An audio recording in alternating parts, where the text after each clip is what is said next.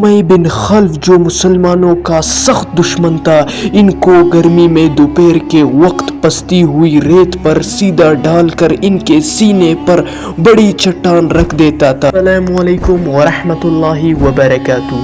میرا نام عبدالنافع ہے، آپ حضرات دیکھ رہے ہیں عبدالنافع اسلامک ایجوکیشن۔ آج ہم لوگ پڑھنے جا رہے ہیں یا حضرت بلال حبشی رضی اللہ تعالی عنہ کی دین کے خاطر قربانیوں کے بارے میں۔ تو بنا آپ حضرات کا وقت ضائع کیے شروع کرتے ہیں۔ بسم اللہ الرحمن الرحیم۔ حضرت بلال حبشی رضی اللہ تعالی عنہ مشہور صحابی ہے جو مسجد نبوی کے ہمیشہ مؤذن رہے۔ شروع میں ایک کافر کے غلام تھے، اسلام لے آئے جس کی وجہ سے طرح طرح کی تکلیفیں دی جاتی تھی۔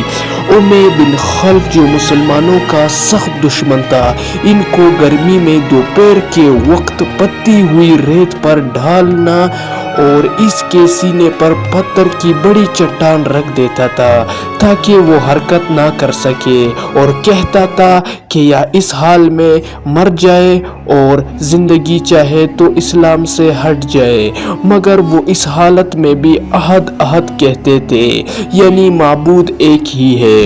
رات کو زنجیروں میں باندھ کر کھوڑے لگائے جاتے تھے اور اگلے دن ان زخموں کو گرم زمین پر ڈال کر زیادہ زخمی کیا جاتا تاکہ بے قرار ہو کر اسلام سے پھر جاوے یا تڑپ تڑپ کر مر جاوے۔ عذاب دینے والے اکتا جاتے، کبھی ابو جہل کا نمبر آتا، کبھی امی بن خلف کا، کبھی اوروں کا، اور ہر شخص اس کی کوشش کرتا کہ تکلیف دینے میں زور ختم کر دے۔ حضرت ابو بکر صدیق رضی اللہ تعالی عنہ نے اس حالت میں دیکھا تو ان کو خرید کر آزاد فرمایا۔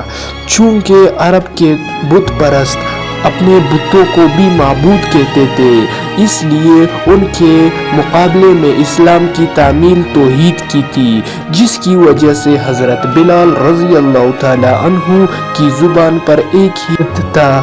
یہ تعلق اور عشق کی بات ہے۔ ہم جھوٹی محبتوں میں دیکھتے ہیں کہ جس سے محبت ہو جاتی ہے اس کا نام لینے میں لطف آتا ہے، بے فائدہ اس کو رٹا جاتا ہے، تو اللہ کی محبت کا کیا کہنا جو دین اور دنیا دونوں جگہ میں کام آنے والی ہے۔ یہی وجہ ہے کہ حضرت بلال رضی اللہ تعالی عنہ کو ہر طرح سے ستایا جاتا، سخت سے سخت تکلیفیں پہنچائی جاتی تھی، مکہ کے لڑکوں کے حوالے کر دیا جاتا کہ وہ ان کو گلی کوچوں میں چکر دے پھر، اور یہ تھے کہ ایک ہی ایک ہے کی رٹ لگاتے تھے۔ اسی کا یہ صلہ ملا کہ حضور صلی اللہ علیہ وآلہ وسلم کے دربار میں مؤذن بنے اور سفر حضر میں ہمیشہ اذان کی خدمت ان کے سپرد ہوئی۔ حضور صلی اللہ علیہ وآلہ وسلم کے وصال کے بعد مدینہ طیبہ میں رہنا اور حضور صلی اللہ علیہ وآلہ وسلم کی جگہ کو خالی دیکھنا مشکل ہو گیا، اس لیے ارادہ کیا کہ اپنی زندگی کے باقی دن جہاد میں گزار دوں، اس لیے جہاد میں شرکت کی نیت سے چل دیے۔ ایک عرصہ تک مدینہ منورہ لوٹ کر نہیں آئے۔ ایک مرتبہ حضور صلی اللہ علیہ وآلہ وسلم کی خواب میں زیارت کی۔ حضور صلی اللہ علیہ وآلہ وسلم نے فرمایا، بلال یہ کیا ظلم ہے، ہمارے پاس کبھی نہیں آتے؟ تو آنکھ کھلنے پر مدینہ طیبہ حاضر ہوئے۔ حضرت حسن حضرت حسین رضی اللہ تعالی عنہ نے اذان کی فرمائش کی۔ لاڈلوں کی فرمائش ایسی نہیں تھی کہ انکار کی گنجائش ہوتی۔ اذان کہنا شروع کی اور مدینہ میں حضور صلی اللہ علیہ وآلہ وسلم کے زمانے کی اذان کانوں میں پڑھ کر قہر مچ گیا۔ عورتیں تک روتی ہوئی گھر سے نکل پڑی، روز قیام کے بعد واپس ہوئے۔ یہ تھے حضرت بلال رضی اللہ تعالی عنہ کی قربانیاں، ان کی زندگی خلاصہ۔ یہ امی بن خلف، یہ باقی ابو جہل کتنی اس پر ظلم کرتے تھے، کتنے حد تک کہ پورا کا پورا زور ختم کر دیتے، اس پر ظلم کی انتہا کر دیتے، کتنا ظلم ان پر ہوا، کس وجہ سے؟ صرف اور صرف دین کی خاطر کی وجہ سے، کہ یا تو اسلام چھوڑ دے یا مر جاوے۔ تو حضرت ابو بکر صدیق رضی اللہ تعالی عنہ نے ان سب کو دیکھ کر انہیں آزاد کیا، ان کو زنجیروں سے جکڑا جاتا، اتنا ظلم ان پر ہوتا، مگر یہ پھر بھی عہد عہد کہتے تھے، اتنا برداشت صرف اور صرف دین کے خاطر کے لیے۔ کم از کم ہمارے اندر اتنا جذبہ ہو جائے کہ ہمارے جو صحابہ گزرے ہیں ہمیں ان کے بارے میں کچھ نہ کچھ تو علم ہو۔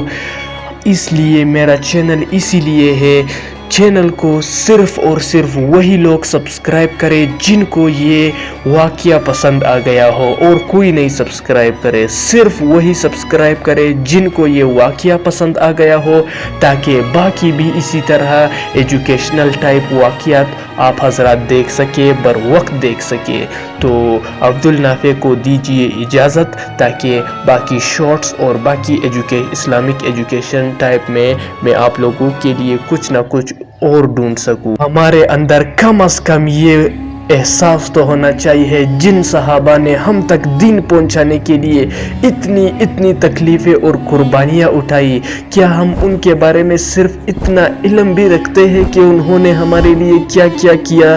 تو اسی لیے میرا چینل موجود ہے، جن حضرات کو یہ واقعہ پسند آ گیا، صرف اور صرف وہی حضرات چینل کو سبسکرائب کرتے جانا، تاکہ میرے چینل سے جڑے رہے اور ہر واقعہ بر وقت آپ حضرات تک پہنچ سکے۔ جزاک اللہ خیرہ۔